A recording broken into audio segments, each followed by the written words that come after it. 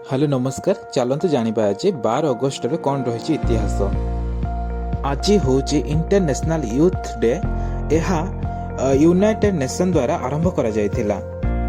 विक्रम साराभाई आज जन्मग्रहण करथिले 12 अगस्त 1919 मसीह रे से जन्मग्रहण करथिले। विक्रम साराभाई को father of Indian space programme कहा जाय थाए।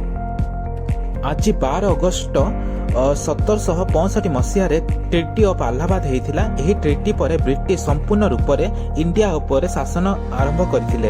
यही ट्रिटी शाह आलम टू और रॉबर्ट क्लाइव को मध्य होइथिला।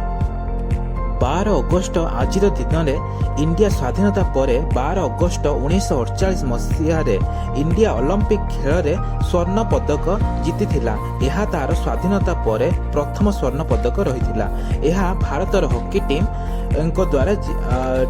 द्वारा जीता जाइथिला।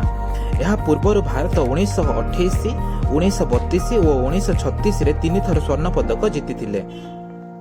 जेतेबेले 12 वर्ष पर ओलंपिक खेल होइथिला सेतेबेले पुणी थरे इंडिया स्वर्ण पदक जीति ना करथिला।